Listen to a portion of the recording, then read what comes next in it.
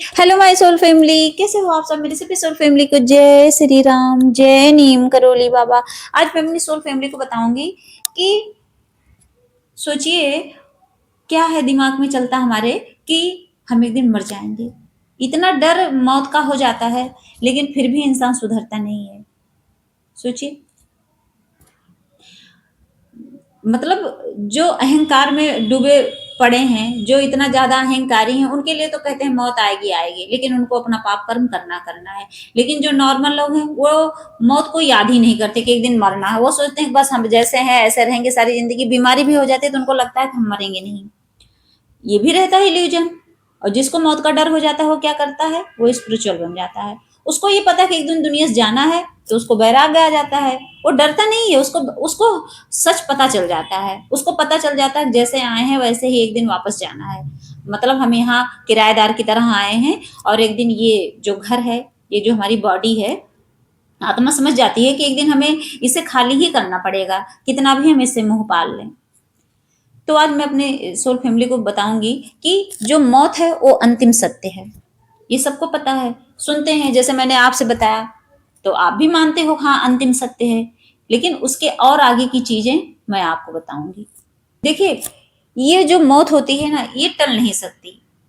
ये कितना भी कोई कोशिश कर ले, कितना पूजा पाठ भक्ति कर ले, कितना भी कोई सोचे हम अगर चलो सदमार्ग पे चलने लगे तो हम मौत को टाल दें, तो कभी नहीं टलेगा। तो मौत तो अंतिम सत्य है ही है ही है। दूसरी बात यह है कि ये टलती नहीं है, इसको कोई नहीं टाल सकता। अगर टालने लगते हैं ना, तो सही बता रहे हैं, इंसान एक दूसरे को खा जाता जिंदा।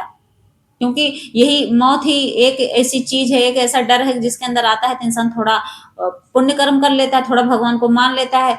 अगर यही मौत ना होती ना, तो सोचो लोग भगवान को कभी मानते ही ना, वो तो सोचते हम ही भगवान है। और तो और ये अमीर हो गरीब हो, मौत ये सब नहीं देखती। मौत ये नहीं देखती तुम ज्यादा सुंदर हो, तुम काले हो, कैसे भी हो, जाना सबको एक दिन है। हर एक जीव जंतु सबको। तो देखिए, जो मौत से डरते हैं और सुधरते भी नहीं, तो देखिए मौत से डरना तो बेकार है, क्योंकि वो तो तय है, एक दिन सबको जाना है।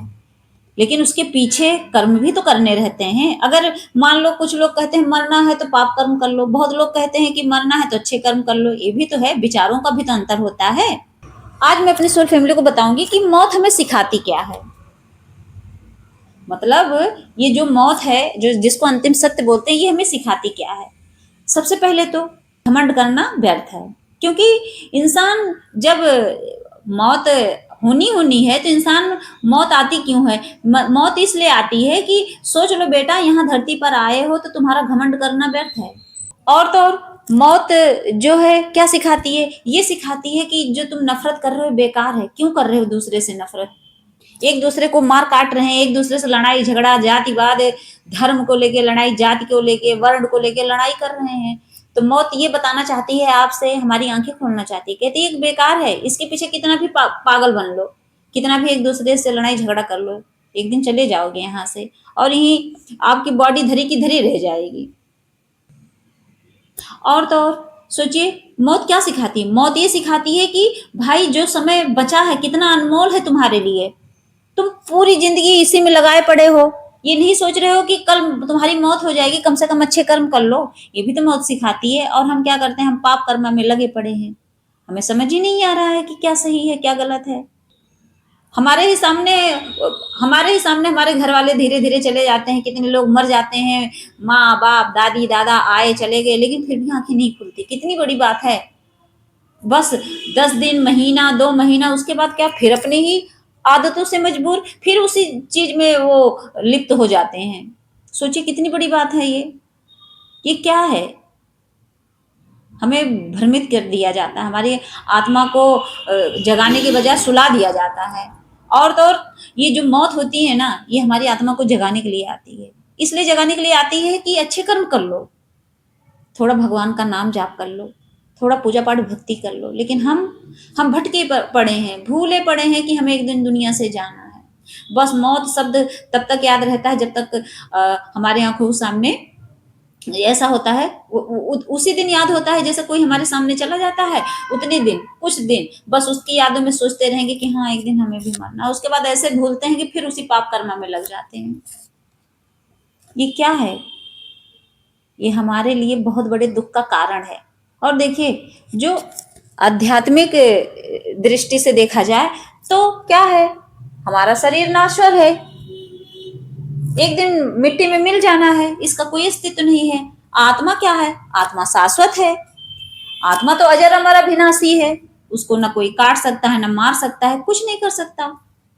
आत्मा तो बगल ही हमारी बॉडी से निकल के यहीं दिखाई भी ना दे किसी को, यहीं निकल के यहीं पड़ी रहे, कोई देख पाता है? क्यों? मौत के बाद कहते हैं कि आत्मा तब तक साथ रहती है जब तक अंतिम संस्कार नहीं हो जाता, जब तक उसको चिता पे ले जाके उसकी बॉडी का दाह संस्कार ना कर दें, तब तक आत्मा वहीं रहती है, हमें दिखाई देती है। सोचो, मैं बोल रही हूँ लेकिन बॉडी से जब निकल जाती है तो कुछ नहीं फील होता।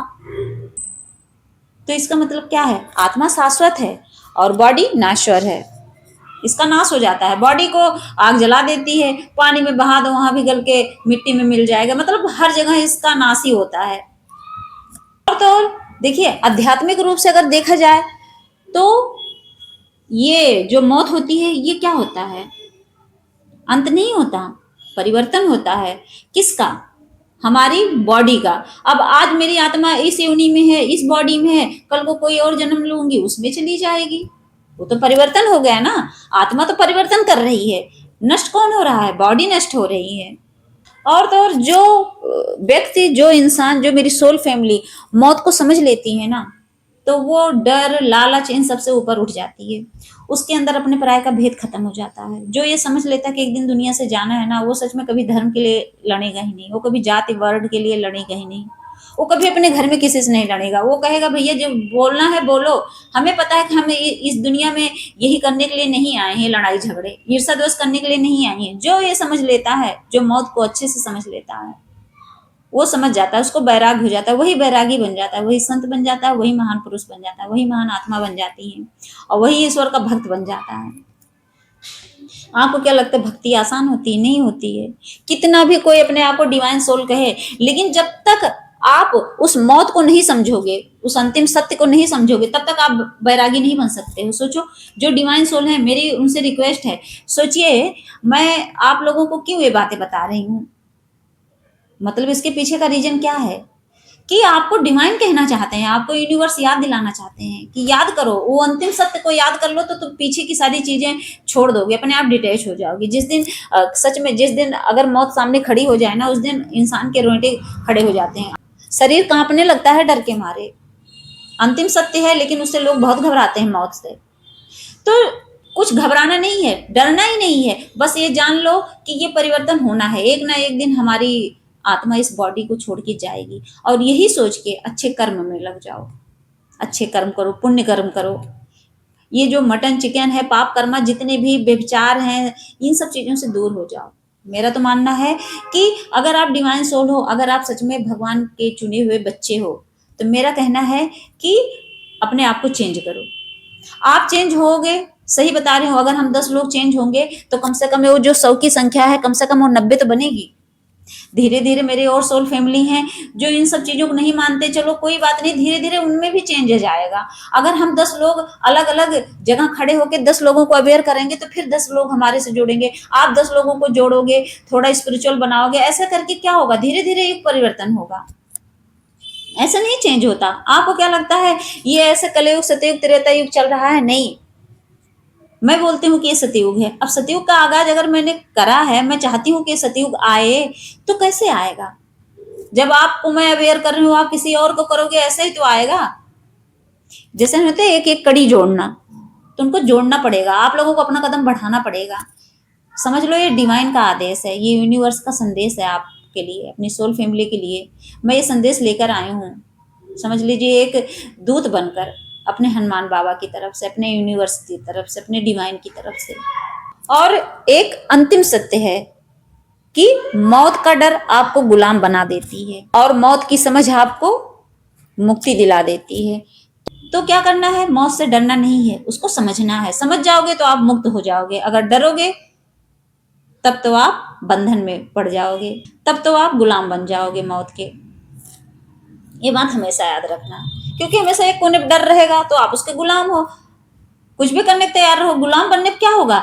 इंसान जब गुलाम बनता है ना, तो जो इंसान जैसे मान लीजिए आप मेरे गुलाम हो, तो जो मैं करवाऊंगी वही तो आप करोगे। और जब आप उसको समझ जाओगे, मुक्त हो जाओगे, तो क्या होगा? आप अपनी मर्जी के मालिक हो। तब क्या करोगे? आप सत्कर्म करोगे, किसी गुलाम नहीं रहोगे। गुलामी क्या है? गुलामी का मतलब है जो नेगेटिविटी में फंसे पड़े हैं, जिनको ये नहीं समझ आ रहा है कि ये क्या अच्छा है क्या बुरा है। और मुक्त होने का मतलब सीधे भगवान की भक्ति। इतना हमेशा याद रखना। जय श्री राम। जय नीम करोली बाबा।